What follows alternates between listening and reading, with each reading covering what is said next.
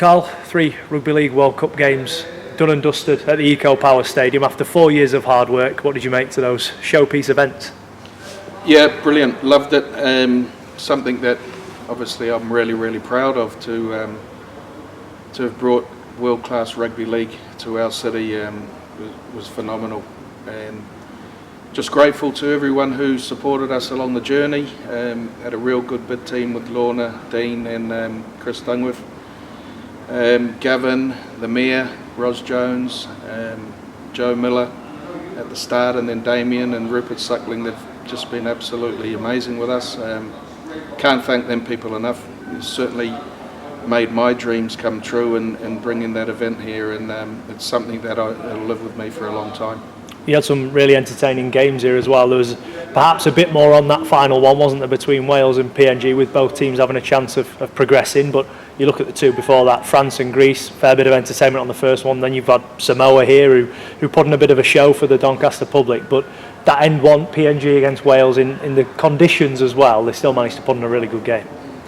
Yeah, I think overall, everyone who attended loved all 3 games. They were all real good spectacles.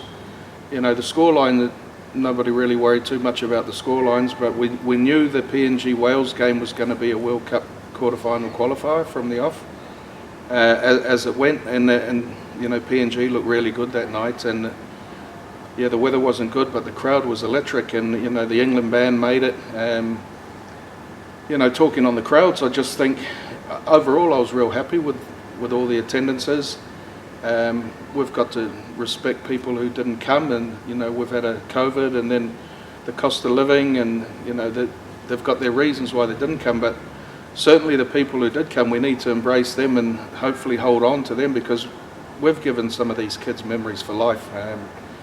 So overall I was buzzing, really happy, pretty emotional at the end of it. When it's all over, it's been a long hard 4 years. It sort of took over our lives, and we're very fortunate the high honchos at the council and the same here with Gav has sort of let us really get our teeth into it and do everything we can. And when we couldn't do our normal day jobs, they were all right with us doing the World Cup stuff. And we can sleep easy because we never left any stone unturned. We've worked hard, really hard on that, and it's something, like I say, that I'm really proud of. And to bring that world-class rugby league here, I'm hoping we get all them kids come to the Dons games. Martin Rowlands again needs a little bit of a mention there, because he did an absolutely amazing job with the amount of kids and schools and community clubs we had down here. Was just phenomenal.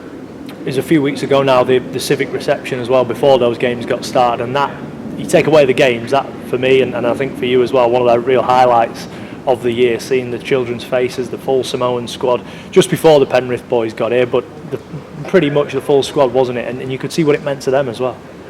Yeah, that was the highlight for me, watching the kids do the Siva Tau, and then when they came to the game, and Freddie Tuilangi, who's been absolutely amazing with us, and all the the Doncaster community have embraced him. He couldn't do it with them on the day, and one of the kids just stood up and said, I'll do it, and just buzzing. They've done it, and they've done it really well, so it's something I think as a club we should all be immensely proud of, to bring that here, and hopefully we can take it into clubland. Watson not involved with the PNG boys on Monday night, but all part of the squad rotation. He's now going to be back involved for a big quarter-final against England at the DW on Saturday, and I'm sure he'll go into that with the best wishes of everybody here. Yeah, it was a hard one for Watts, because we all know he wanted to play in the game here, and as it turned out, he didn't play, and all the boys came to watch him. I think a load of the school kids came to watch him, a lot of fans, but Watson being Watson, he was all right with it. He rolled with it. He played the first 2, and he understood that some of the other players had to have a game. But in hindsight, he could have missed the last one and then played at the one at his home ground, what he wanted to do. But yeah, he'll be really fired up for the game against England this week. It'll be a tough one. I'm pretty sure they'll get into England. England will go in as favourites. They've been good in the World Cup up to press, so I'm pretty sure it'll be a real tight game. But I'm looking forward to the Tonga Samoa game on Sunday, Robbie. That I think you'll be able to hear the hits from here. That'll be a physical game, and it'll be one if you're doing nothing Sunday 2:30 on BBC 2. Make sure you watch that game, because it'll be one of the most physical games you've seen in a long time. Very respectful to each other, but both very, very passionate about their nation. So it'll be a cracker. And obviously we hosted Samoa, so we're all behind Samoa. How do you see the rest of the competition playing out? It's the business end now, isn't it, or heading towards that? You mentioned Samoa, Tonga there, perhaps the biggest game of the competition so far. Well, without a doubt it is, given the history and the rivalry now, so many of the world's best coming up against each other. From there on, it could then be Australia and New Zealand in the semis, England against the winner if they get through of Tonga and Samoa. How do you see it going from here on in?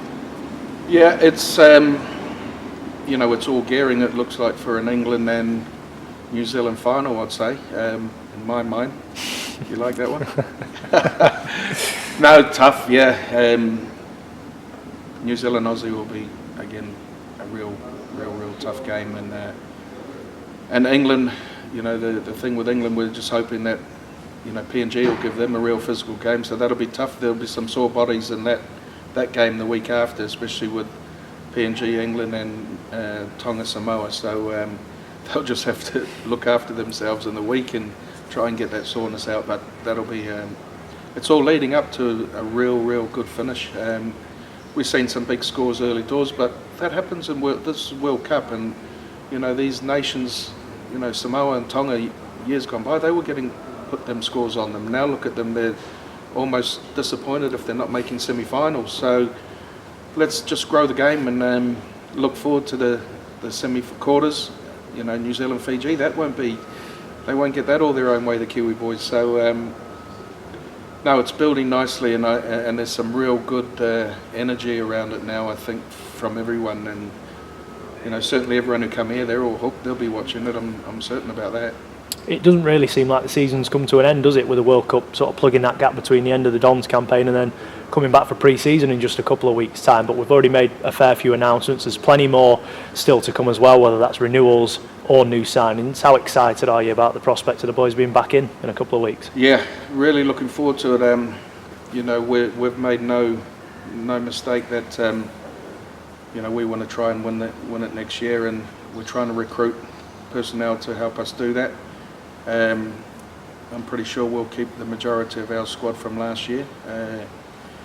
So I think we've lost 2 or 3. We keep them all and add to the ones we've lost. I think we can all look forward to a real big season. And we've had 2 finals. We don't want to go down that playoff route again. So the boys will be in working real hard, and we'll do everything we can to hopefully get this club up. The club needs to go up, and I'm not being disrespectful to anyone. I'm just saying we're always quite respectful, humble. I'm saying what I want us to achieve, and what I want us to achieve is to try and win the league next year.